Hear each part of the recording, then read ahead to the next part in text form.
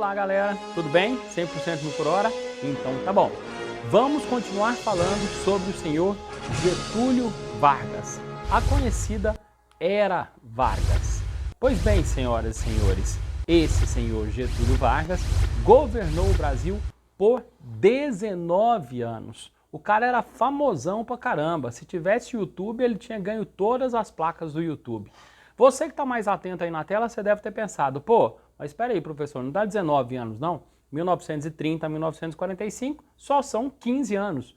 Pois é, mas esse cara governou por 19 e eu já te conto. Nessa tela você está vendo aí, ó, os períodos da Era Vargas. O primeiro dos períodos da Era Vargas vai ser conhecido como governo provisório. Getúlio Vargas assume o poder no ano de 1930, apoiado pelos militares. Então esses caras pegam em armas e colocam Getúlio Vargas no poder. Quando Getúlio assume, ele rasga a Constituição e promete criar uma outra Constituição. Então esse período entre o momento em que Getúlio entra e até ser criada a primeira Constituição vai ser chamado de governo provisório. Getúlio governa não pela força da lei, mas pela força das armas. Pois bem, em 1934, esse Getúlio vai criar a Constituição. Não pense que as coisas são tão simples assim. Depois te dou outros detalhes em outros vídeos. A Constituição vai sair, na marra, mas sai. Pois bem, e aí quando Getúlio cria essa Constituição, ele vai ser escolhido de forma indireta para continuar sendo o presidente do país. Ele não vai ser eleito pelo voto popular, vai ser eleito pela Constituinte, que dá a ele o direito de governar. E essa mesma Constituição disse que em 1938 aconteceriam eleições e em 1938 o povo escolheria o seu representante. Só que o Getúlio não deixou isso acontecer. Em 1937 ele deu um golpe em si mesmo.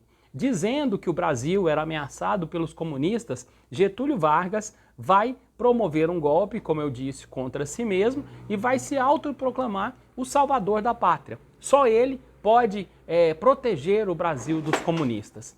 Então, de 1937 a 1945, Getúlio Vargas vai governar como um ditador.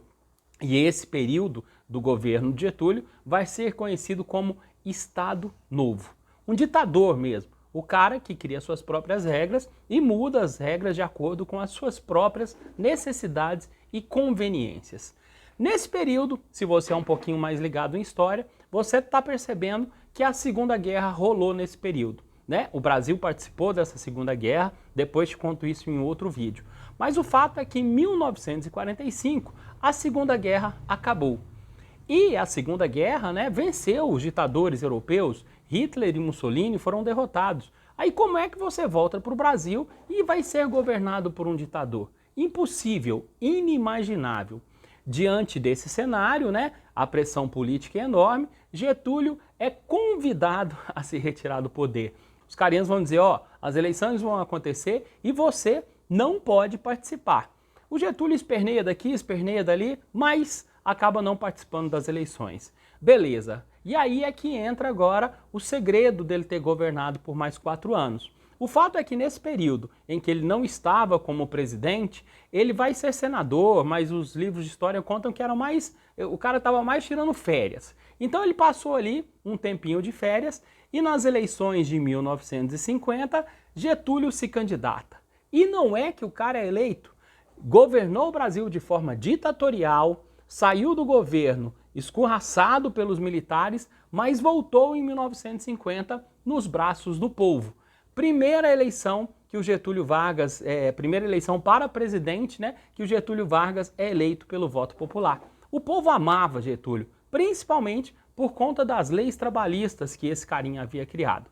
Pois bem, só que agora o cenário é diferente. Agora esse cara não é mais um ditador, ele não tem mais todo o poder que ele tinha na época do Estado Novo. Agora a oposição não é silenciada de forma tão fácil. E essa oposição dá muito trabalho ao Getúlio. Essa oposição o critica todos os dias, dizem que seu governo é corrupto, até que chega um momento em que Getúlio é acusado de assassinato. Depois te detalho essa historinha nos outros vídeos. O fato é que Getúlio não era o culpado, mas A pressão foi tanta, que exigiram a renúncia de Getúlio, e Getúlio disse uma frase simbólica: só morto sairei do catete, que era a residência, né, do presidente. Pois foi exatamente isso que aconteceu. Diante da pressão, Getúlio acaba tirando a própria vida. E aí entra para a história uma célebre frase atribuída à última carta deixada por Getúlio. Nesse trechinho da carta ele diz, saio da vida para entrar na história. E foi exatamente o que aconteceu. Vou te mostrar aí na tela, imagens da morte de Getúlio Vargas. Todo esse povo na rua é o povo comovido com a morte do presidente, como se tivessem perdido um ente querido. É isso mesmo. Getúlio Vargas, inclusive, recebeu o apelido de pai dos pobres. Pois bem, senhoras e senhores, espero que vocês tenham compreendido. Muitíssimo obrigado pela atenção das senhoras e senhores. Valeu, nos encontramos em outro vídeo. Fui!